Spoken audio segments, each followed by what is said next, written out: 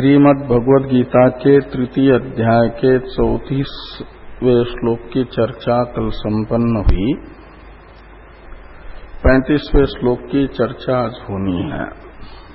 प्रकृति शब्दित जो स्वभाव है वह शब्दादि विषयों में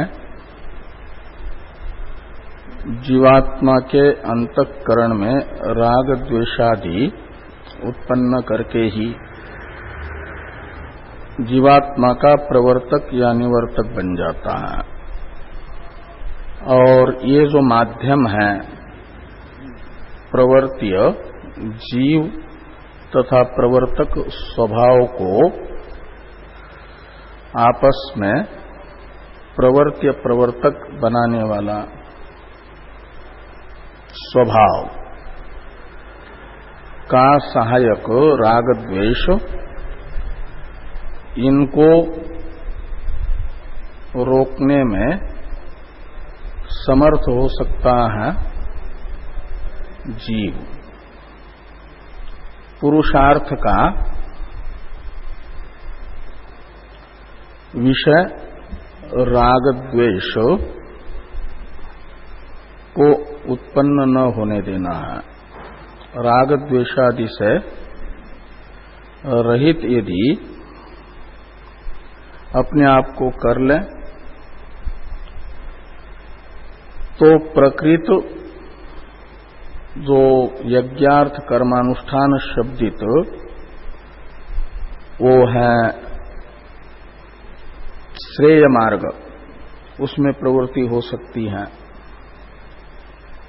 इसलिए निष्काम कर्मानुष्ठान रूपी श्रेय मार्ग में प्रवृत्ति में प्रतिबंधक राग द्वेषादि को पहले साधक को हटाना पड़ता है।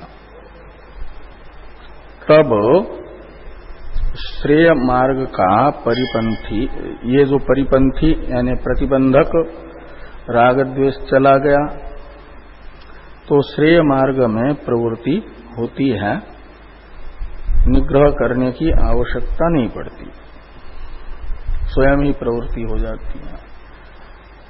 उसी में इष्ट साधनत्व बुद्धि बन जाती है श्रेय मार्ग में ही। ये बात तयोर्न वशमागच्छेत् तौ ह्यस्य परिपंथिनो इत्यादि से बताई गई। अब 35वें श्लोक का अवतरण भाष्य है। तत्र राग द्वेष प्रयुक्तो मन्यते शास्त्रार्थम अपि अन्यथा परधर्म अपि धर्मत्वात् अनुष्ठेय एव इति। तो राग द्वेष को माध्यम बना करके प्रकृति से प्रयुक्त जो अविवेकी है, विवेकी में तो राग द्वेष का निमित्त अविवेक न होने से राग द्वेष नहीं होता, इसलिए वह प्रकृति से प्रेरित नहीं होता, अपितु शास्त्र से प्रेरित रहता है। ये पहले कहा था कि जो राग द्वेषादि से रहित है वो शास्त्र दृष्टि बन जाता है करके, और राग द्वेष प्रयुक्त व्यक्ति ही उसकी मान्यता ही विपरीत हो जाती है। उसका मानना होता है तो इसलिए कहते हैं कि शास्त्रार्थम अपि अन्यथा मन्यते। धर्म विरुद्ध अधर्म विरुद्ध धर्म युद्ध करना क्षत्रिय का स्वधर्म है, और स्वधर्म अनुष्ठान माना जाता है श्रेय प्राप्ति का कारण। लेकिन अर्जुन की स्वधर्मभूत जो युद्ध है इसमें भी विपरीत बुद्धि हो गई, उसे अन्यथा मान रहा है। नरक का निमित्त मान रहा है। तो इससे शास्त्रार्थ है, शास्त्र के द्वारा अधिकारी को बताया गया साधन। कर्मण्येवाधिकारस्ते युद्धस्व विगत ज्वर इत्यादि से भगवान शास्त्र का सार बताते हुए अर्जुन को श्रेय प्राप्ति के साधन के रूप से बता रहे हैं अनुष्ठेय युद्ध ही। वो शास्त्रार्थ है, अर्जुन के लिए शास्त्र प्रतिपादित साधन है। लेकिन राग द्वेष से प्रयुक्त यदि हो जाए, अंतःकरण में राग द्वेष का प्राबल्य हो, तो फिर धर्म में भी अधर्म बुद्धि हो जाती है। वो शास्त्रार्थम अपि अन्यथा मन्यते। तो यही हुआ। तो ये कह रहे हैं कि तत्र यानी व्यवहार भूमौ, व्यवहार अवस्था में राग द्वेष प्रयुक्त जो व्यक्ति है वह शास्त्रार्थ को भी अन्यथा मानता है,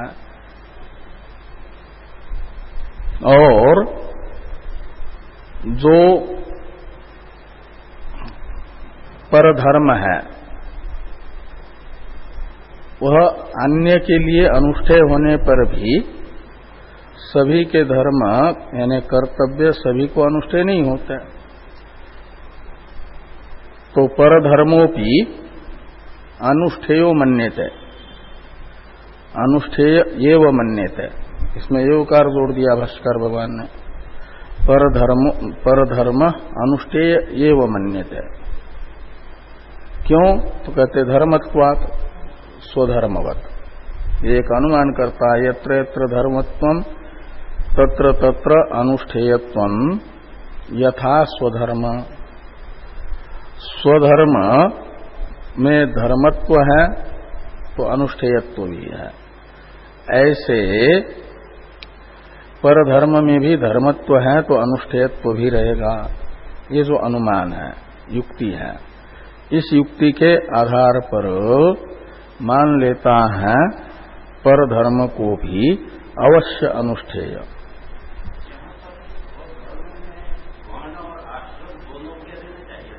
हाँ, वर्णाश्रम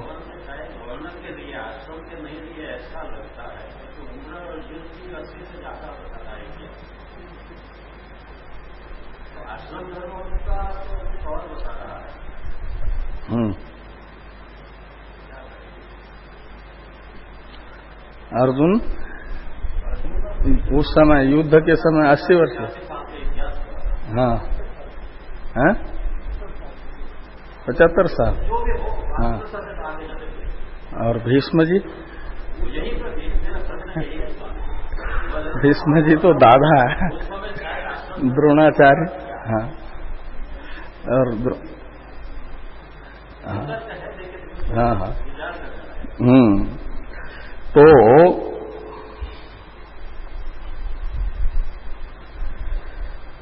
एक मत है चारों धर्म जो है आश्रम ब्राह्मण के अनुष्ठेय है। जिस मत में, उस मत में आश्रम धर्म में तो 2 ही धर्म क्षत्रियों के अनुष्ठेय होंगे। तृतीय धर्म भी होता है क्षत्रिय का उस समय, फिर वानप्रस्थ बन गए थे ना वो, कौन? हाँ तो उसको लेकर के तो अर्जुन की, और ये दोनों अवतारी हैं तो इनके लिए तो आश्रम और वर्ण धर्म का पालन लोक संग्रहार्थ है।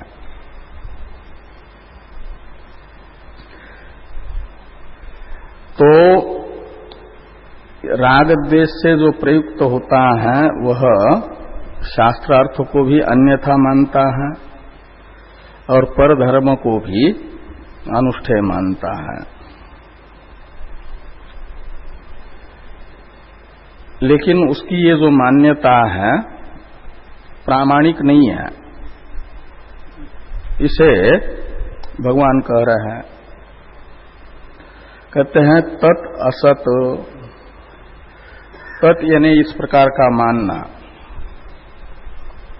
ये गलत है, अप्रामाणिक है। शास्त्र रूपी जो प्रमाण है वह तो ये बताता है कि स्वधर्म ही प्रत्येक स्थिति में अनुष्ठेय है, परधर्म अनर्थ का हेतु है, वो अनुष्ठेय नहीं है। इसे 35वें श्लोक में कहा जा रहा है, राग द्वेष प्रयुक्त मनुष्य की जो मान्यता है वह शास्त्र सम्मत मान्यता नहीं है, गलत मान्यता है। इसे बताने के लिए 35वां श्लोक है।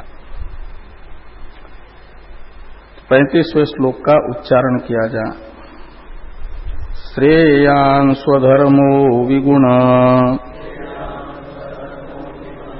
परधर्मात् स्वनुष्ठितात् स्वधर्मे निधनं श्रेय परधर्मो भयावह।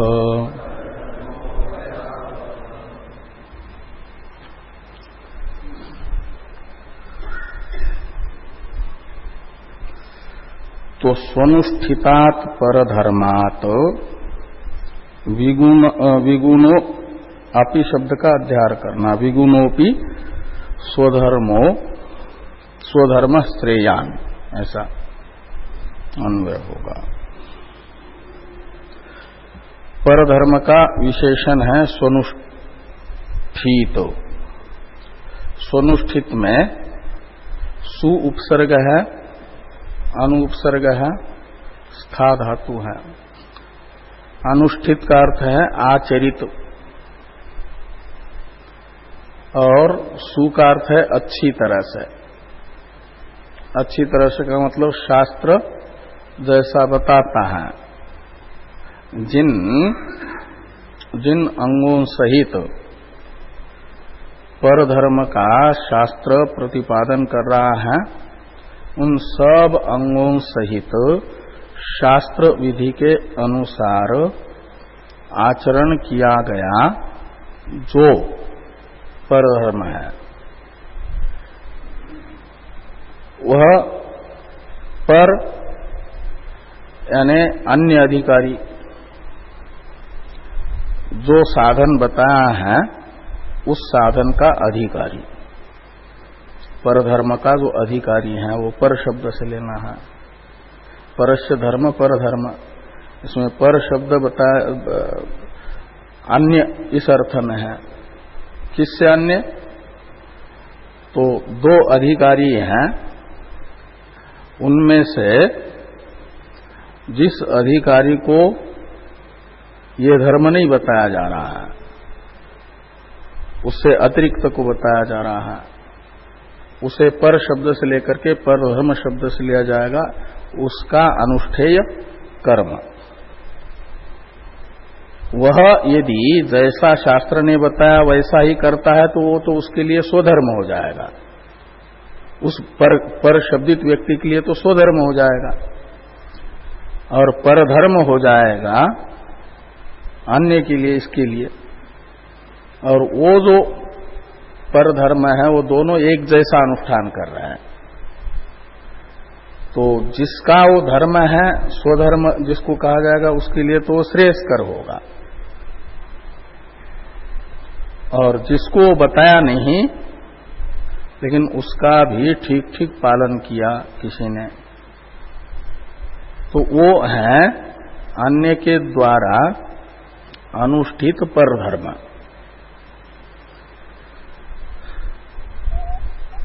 और उसकी अपेक्षा यदि स्वधर्म का पालन कर रहा है लेकिन शास्त्र ने बताए हुए गुण शब्दित जो स्वधर्म के अंग है उन सब अंगों का विधिवत पूरा पालन नहीं हो रहा है, कुछ अंग छूट रहे हैं, कुछ जैसे तैसे हो रहा है। तो ऐसे स्वधर्म को कहा जाता है विगुण स्वधर्म।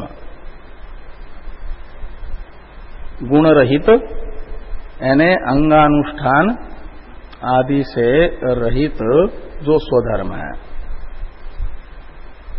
वह स्वधर्म अनुष्ठित जो स्वधर्म है वह श्रेयान, श्रेयान शब्द का अर्थ है श्रेयस्कर।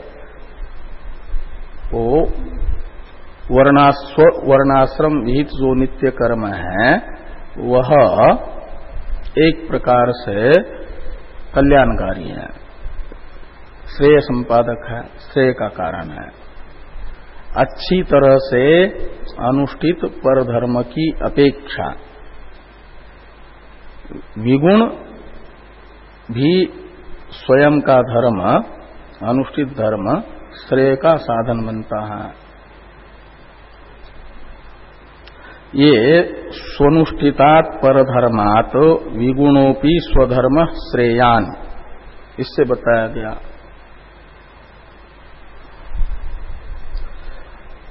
तो यहां अर्जुन क्षत्रिय है, गृहस्थ है,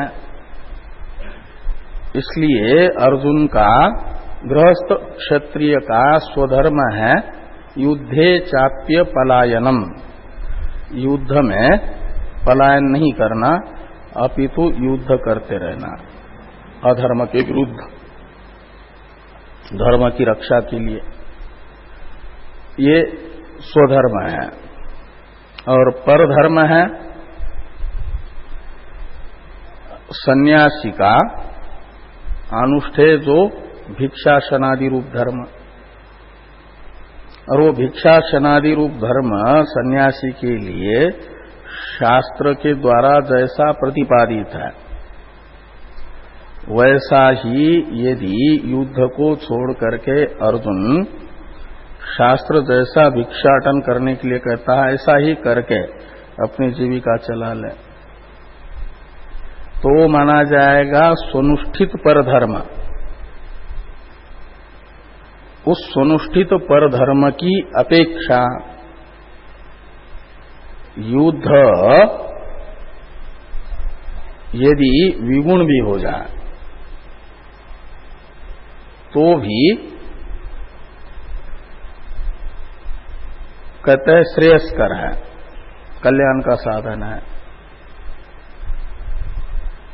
तो विगुणोपि अर्जुन का, क्योंकि वो स्वधर्म है, भले वो विगुण हो जाए।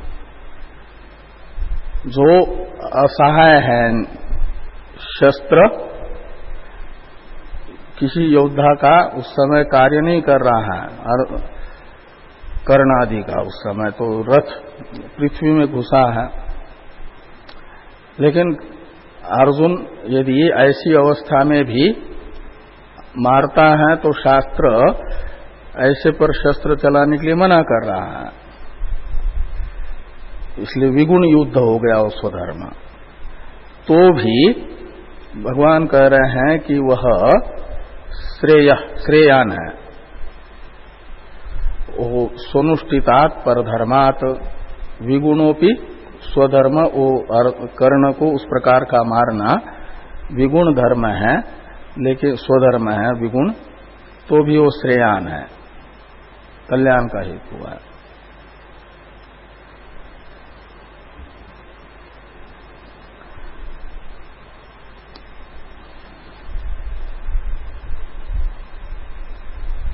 ऐसा क्यों?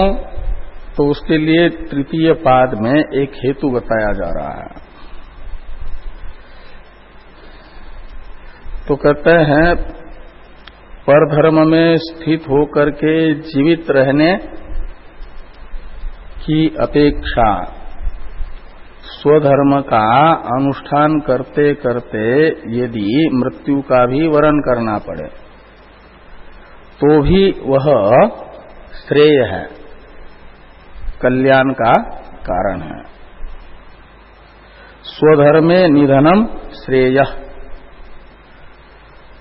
तो स्वधर्म में निधन भी मरण भी श्रेयकर है का मतलब अपने धर्म का अनुष्ठान करते हुए यदि मृत्यु का भी वर्ण करना पड़े, मृत्यु भी आ जाए, शरीर भी छूटे, तब भी वह कल्याण का ही हेतु बन जाता है।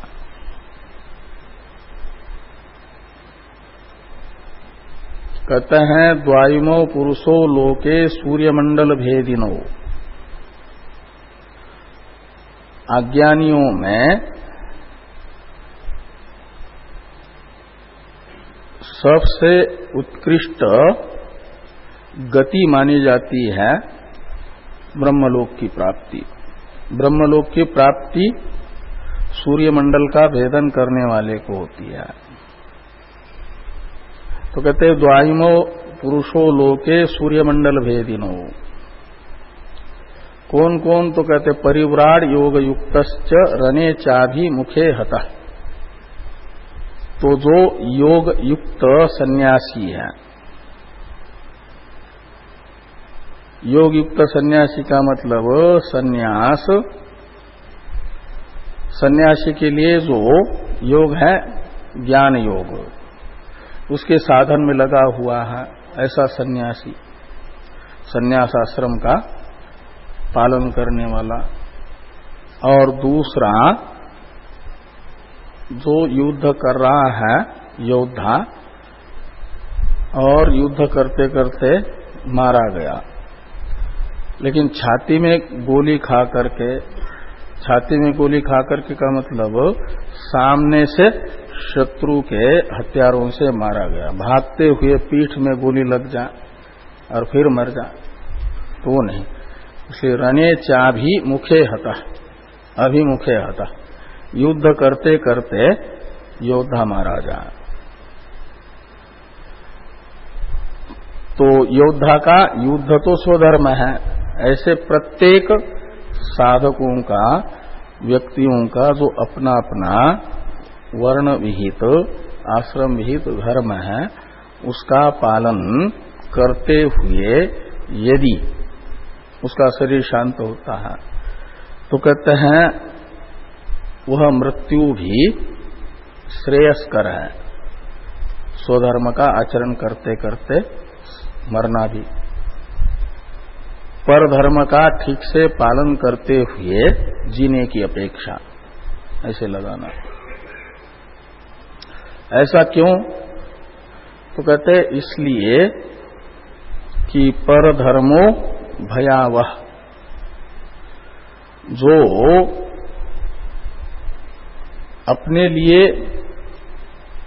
शास्त्र के द्वारा विहित नहीं है, अन्य अधिकारी के लिए विहित है, और उस अन्य अधिकारी को धर्म का अनुष्ठान अन्य के लिए भयावह है। भय है नरक प्राप्ति आदि, और नरक प्राप्ति आदि का हेतु बन जाता। आवह का अर्थ है प्रापक। हाँ, वह प्रापण है। आसमंता वहति प्रापयति इति आवह। तो भय प्रापक हो जाता है, भय प्राप्ति का हेतु बन जाता है।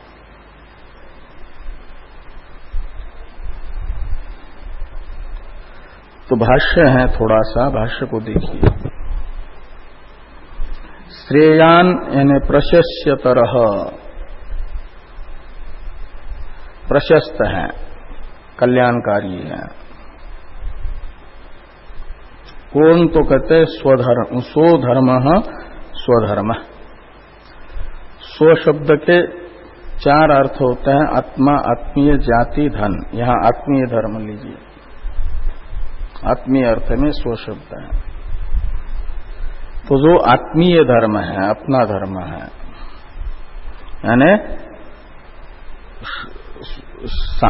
साधक को शास्त्र अनुष्ठेय बता रहा है जो धर्म, वह उसके लिए, प्रत्येक के लिए शास्त्र के द्वारा बताया गया अनुष्ठेय धर्म, वह उस व्यक्ति के लिए स्वधर्म है।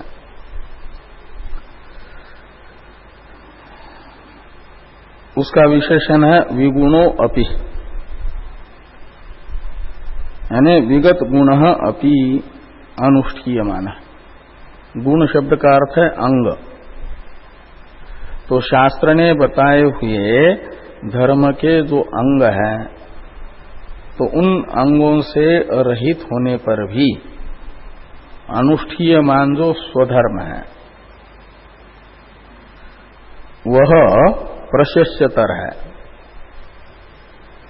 अनुष्ठीयमान स्वधर्म प्रशस्यतर उदाहरण में किसकी अपेक्षा प्रशस्यतर है? तो कहते परधर्मात् सुनुष्ठितात्।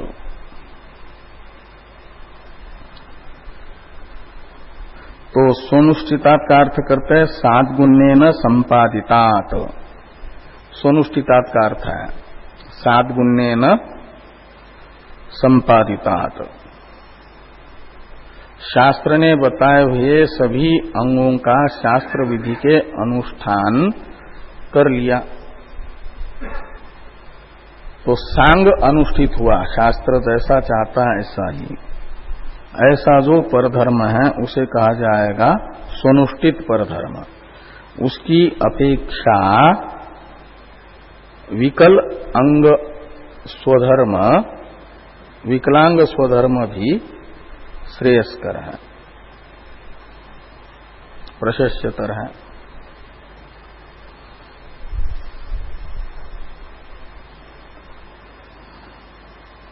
क्योंकि कहते हैं स्वधर्मे स्थितस्य निधनम मरणम अपि श्रेय परधर्मे स्थितस्य जीवितात्। तो परधर्म का अनुष्ठान करते हुए जीने वाले व्यक्ति के जीने की अपेक्षा अपने धर्म का अनुष्ठान करते हुए मरना भी कल्याणकारी है। ऐसा क्यों? तो कहते हैं कस्मात, यानी किस कारण से जीने की अपेक्षा स्वधर्मानुष्ठान करते हुए मरना भी श्रेयस्कर बताया जा रहा है। कहते इसलिए कि स्वधर्म का अनुष्ठान करते हुए मर भी जाए तब भी शरीर मात्र छूटेगा, शरीर ही तो रहेगा ही, उसे अन्य शरीर प्राप्त होगा। वह अन्य शरीर जो प्राप्त होगा वह या तो साधक शरीर प्राप्त होगा, योगिनामेव कुले भवति धीमता, या उत्तम लोक में जाएगा स्वधर्म का अनुष्ठान करते हुए। नहीं कल्याणकृत कश्चित दुर्गतिम तात गच्छति। और यदि स्वधर्म छोड़ेगा, परधर्म का अनुष्ठान करते हुए जिएगा तो अमर तो होगा नहीं, विनाशी शरीर है तो कभी न कभी छूटेगा ही। तो जब छूटेगा तो वो जो अनुष्ठित परधर्म है और त्यक्त स्वधर्म है उससे क्या होगा? तो पाप ही होगा। पाप का फल होता है भय, कष्ट, तो कष्ट का प्रापक बनेगा। ये कह रहे हैं कि परधर्मो भयावह, इसकी व्याख्या है कि परधर्मो भयावह यानी नरकादि लक्षणम भयम आवहति यतः, नरकादि रूप भय का प्रापक हो जाता है। इसलिए स्वधर्म अनुष्ठेय है, परधर्म अनुष्ठेय नहीं है। दोनों में धर्मत्व होने पर भी, इसलिए जो व्याप्ति है यत्र यत्र धर्मत्वम तत्र तत्र अनुष्ठेयत्वम, तो परधर्म में भी धर्मत्व है तो अनुष्ठेयत्व होगा, ये गलत अनुमान है।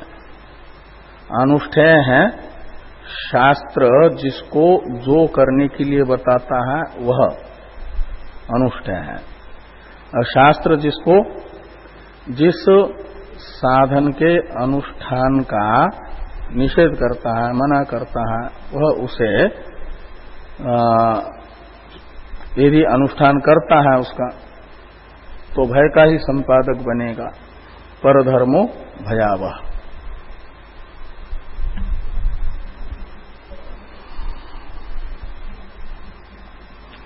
तो अर्जुन वाच,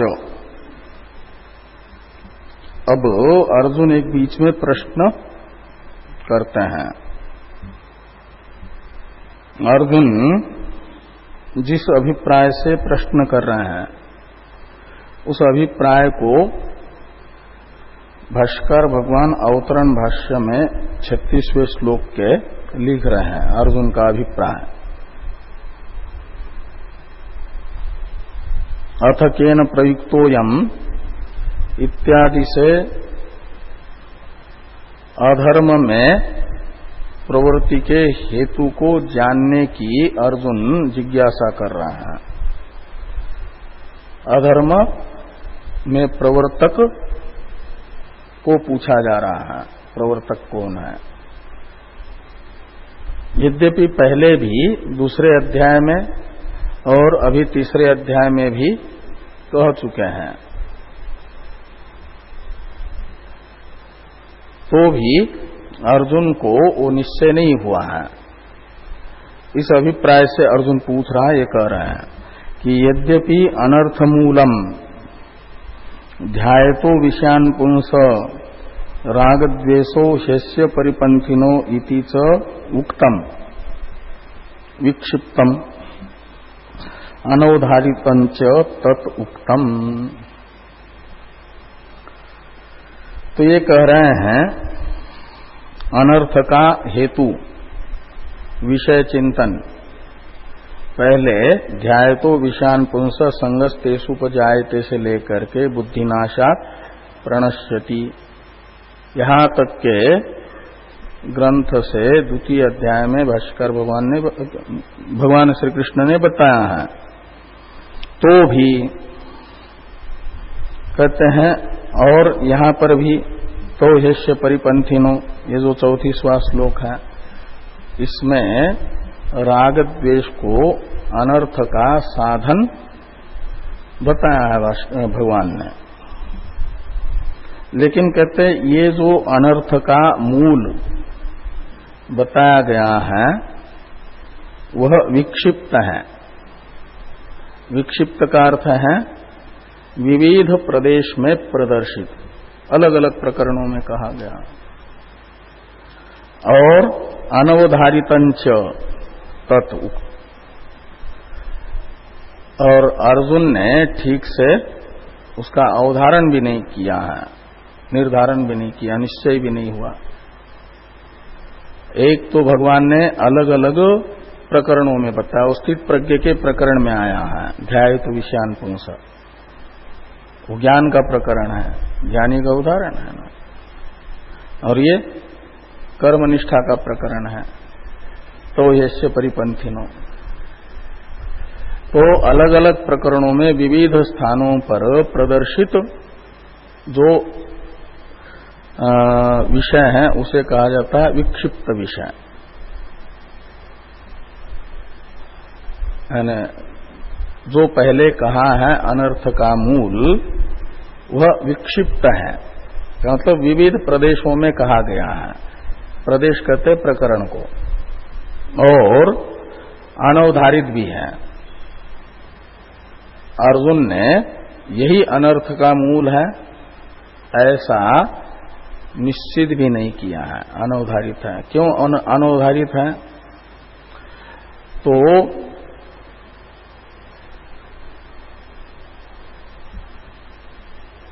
अनवधारित होने में निमित्त है कि उसे स्पष्ट रूप से नहीं कह पाए ये कहो, और अर्जुन भी स्पष्ट रूप से सुन नहीं पाया इस रूप से कहो, तो इसके कारण अनवधारित है।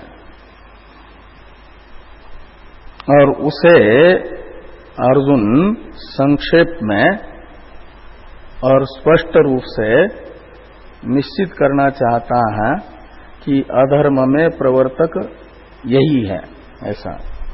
इस अभिप्राय से अर्जुन प्रश्न करता है। ये कह रहे हैं कि तत्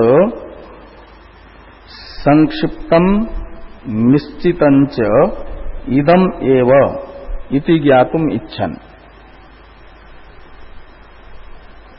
वो अनर्थ का मूल तत्शब्द से लेना, जो पहले उक्त है लेकिन अर्जुन को अनवधारित है, उसे अर्जुन संक्षिप्त और निश्चित रूप से जानना चाहता है कि यही वो है। इस अभिप्राय से अर्जुन कह रहे हैं। तो क्यों जानना चाहता है अनर्थ के मूल को अर्जुन? तो कहते हैं इसलिए कि ज्ञाते ही तस्मिन् तद उच्छेदाय यत्नम कुर्याम इति। तो तस्मिन् अनर्थ मूले ज्ञाते सति, अनर्थ का मूल जब ज्ञात होगा कि यही मेरे दुख का कारण है, ऐसा जब निश्चित होगा तो उसको निवृत्त करने में, हटाने में, उसका परिहार करने में प्रयत्न किया जा सकता है। तो अपने अनर्थ के हेतु को जान करके फिर उसको हटाने के लिए प्रयत्न करूं, ये अर्जुन चाहता है। इस अभिप्राय से अर्जुन भगवान को अनर्थ का हेतु पूछ रहा है, अधर्म में प्रवर्तक पूछ रहा है। तो 36वें श्लोक का उच्चारण किया जाए। अथ केन प्रयुक्तोऽयम् पापं चरति पूरुषः अनिच्छन् अपि वार्ष्णेय बलादिव नियोजितः। तो हे वार्ष्णेय, हे वृष्णि कुलोद्भव भगवान, अर्जुन कृष्ण का संबोधन करता है, हे वार्ष्णेय।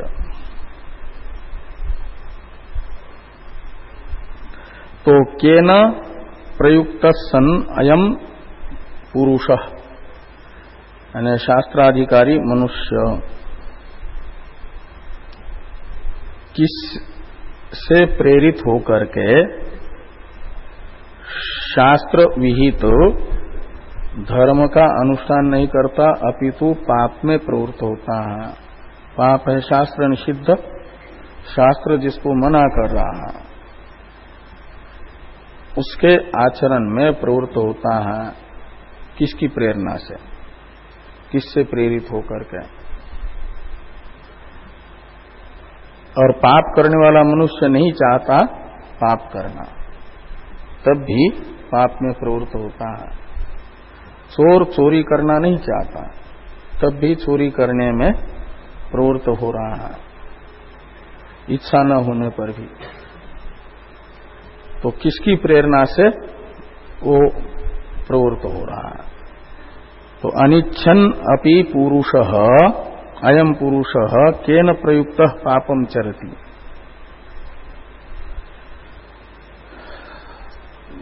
तो पाप में कैसा प्रवृत्त हो रहा है? तो कहते हैं बलात् नियोजितः इव। तो जैसे कोई व्यक्ति कार्य नहीं करना चाहता कुछ, लेकिन उसका स्वामी उसे, कोई सेवक है, उसकी इच्छा नहीं है कोई कार्य करने की, लेकिन तब भी मालिक कहेगा, स्वामी कहेगा तो उसे करना ही पड़ता है। प्रजा स्वतः शासन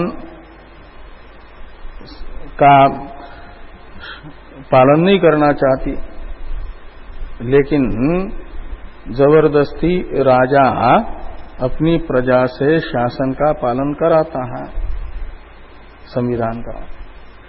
तो जैसे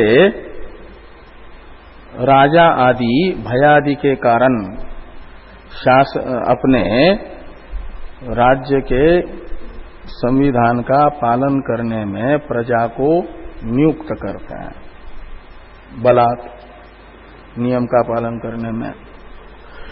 ऐसे कौन है न चाहते हुए भी मनुष्य को शास्त्र निषिद्ध पापाचरण में प्रवृत्त करने वाला? किससे नियुक्त होकर के प्रवृत्त हो रहा है मनुष्य? ये अर्जुन का प्रश्न है। भाष्य है थोड़ा, अथ केन हेतुभूतेन प्रयुक्त सन, तो हेतु है प्रवर्तक, तो किस प्रवर्तक से प्रयुक्त होकर के अयम मनुष्य, अयम का अन्वय मनुष्य के पुरुष के साथ है, और पुरुष का एक विशेषण है अनिच्छन भी, न चाहते हुए भी अधर्म में प्रवृत्त हो रहा है मनुष्य। कैसे?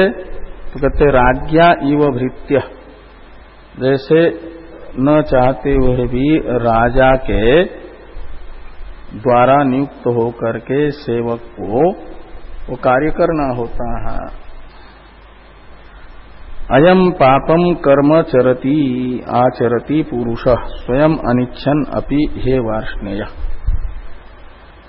वार्ष्णेय का अर्थ कर दिया वृष्णिकुल प्रसूतः, वृष्णिकुल में समुत्पन्न। तो बलाद इव नियोजितः यानी राज्ञा इव इति उक्त दृष्टांत। वो राज्ञा इव शुरू में जो दृष्टांत बताया वो इव शब्द के द्वारा अभिप्रेत दृष्टांत ही है। जैसे राजा जबरदस्ती अपने भृत्यों को जिस कार्य उनसे जो कार्य कराना चाहता है उस कार्य में लगाता है, ऐसे ही प्रत्येक मनुष्य का उसको अधर्म में प्रवृत्त करने वाला प्रेरक तत्व कौन है? किसकी प्रेरणा से अधर्म में स्वयं न चाहता हुआ भी प्रवृत्त हो रहा मनुष्य?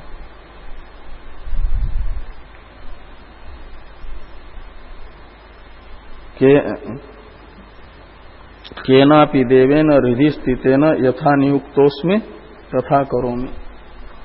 दुर्योधन भी कह रहा है कि ऐसा कोई न कोई देव मेरे हृदय में बैठा हुआ है, वह जैसा नियुक्त करता है वैसा मैं प्रेरित होता हूं। जानामि अधर्मम न च मे, जानामि धर्मम न च मे प्रवृत्ति, जानाम्य धर्मम न च मे निवृत्ति। धर्म और अधर्म का मुझे अच्छी तरह से ज्ञान है, लेकिन धर्म में मेरी प्रवृत्ति नहीं हो पा रही है। अधर्म से अधर्म अनर्थ का कारण है ये जान करके भी निवृत्ति नहीं हो पा रही है। ऐसा क्यों हो रहा है? अधर्म से तुम निवृत्त होना चाह रहे हो तो भी उसे निवृत्त नहीं हो रहे हो, उसमें प्रवृत्त हो रहे हो, तो तुम्हें प्रवृत्त करने वाला कौन है? कहते केनापि देवेन हृदि स्थितेन यथा नियुक्तोस्मि। तो हृदय में स्थित कोई एक अज्ञात देव है जिसका ज्ञान दुर्योधन को नहीं है। कहते अज्ञात रूप से मेरे हृदय में बैठा हुआ जो देव है वह जैसा नियुक्त मुझे करता है वैसा मैं प्रवृत्त हो रहा हूं, वैसा ही करता हूं। यही अर्जुन ने यहां पर पूछा कि वो जो दुर्योधन भी जिसका पता नहीं लगा पाया लेकिन जिसकी प्रेरणा से प्रवृत्त होता है, ऐसा वो कौन है? तो 37वें श्लोक में भगवान उसी को बता रहे हैं। 37वें श्लोक का अवतरण भाष्य है, शृणुत्वं तम वैरिणम सर्वानर्थकरन् यन्त्वं पृच्छसि।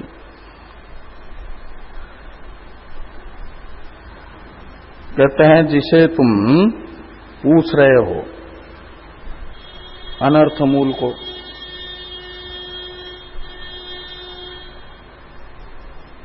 तो अनर्थ का मूल कौन है ये तुम पूछ रहे हो ना, तो उसे सुनो। वैरी ही होता है, वो शत्रु ही होता है जो अनर्थ उपस्थित करता है, दुख को उपस्थित करता है।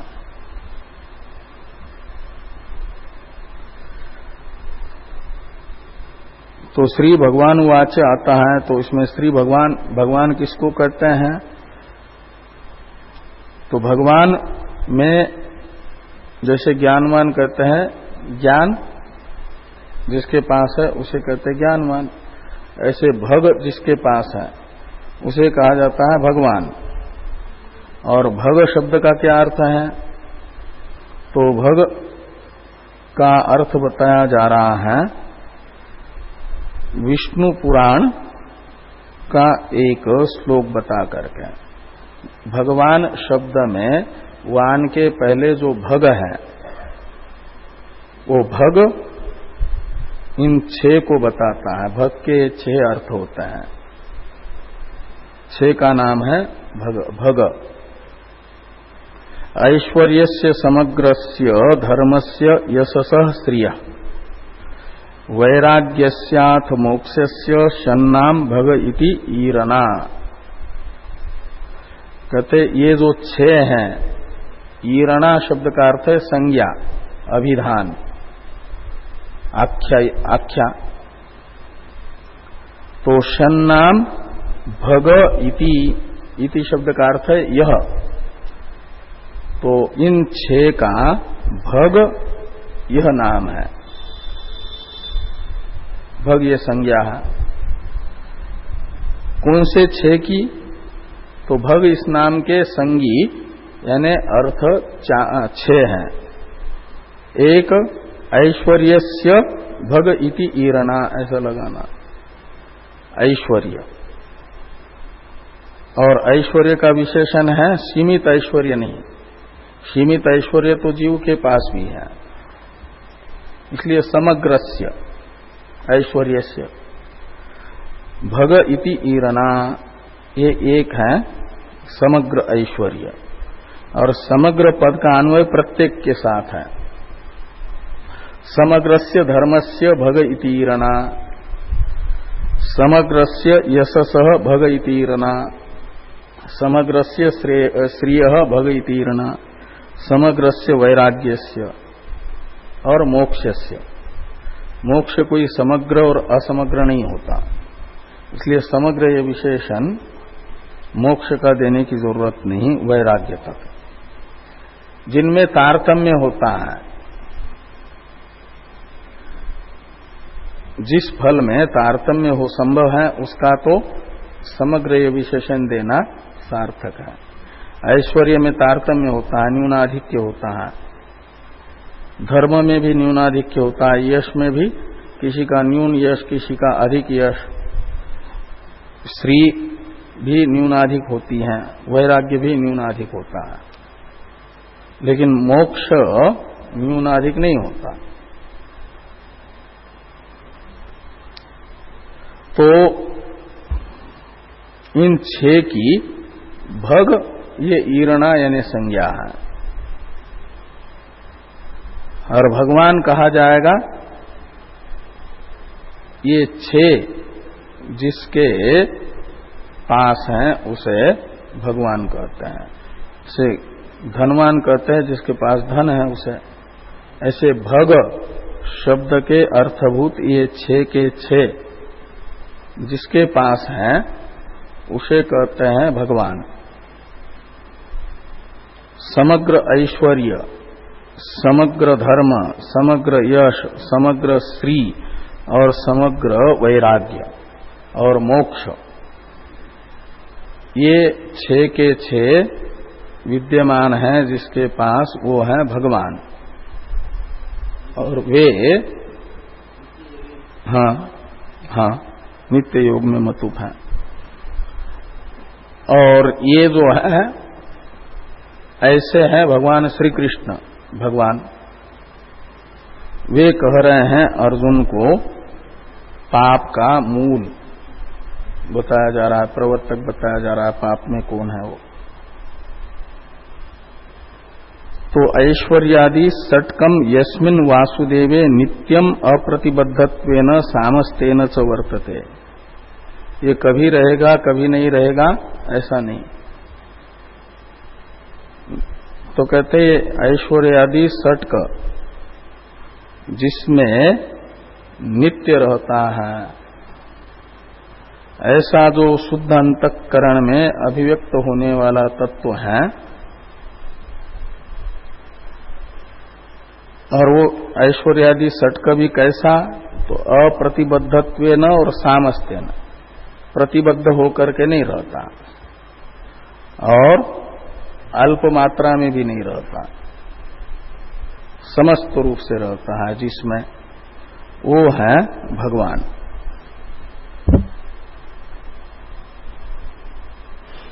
और भी एक व्युत्पत्ति विष्णु पुराण के अनुसार भगवान शब्द की बताई। ये भग शब्द के 6 अर्थ भगवान शब्द की व्युत्पत्ति बताने के लिए कहे गए। भग नित्य रूप से जिसमें है उसे भगवान कहेंगे, भग है ये 6। अथवा भगवान शब्द का एक प्रकारांतर से अर्थ बताया जा रहा है, उत्पत्तिम प्रलयम चैव भूतानामागतिम गतिम वेत्ति विद्याम विद्यांच सवाच्यो भगवान इति।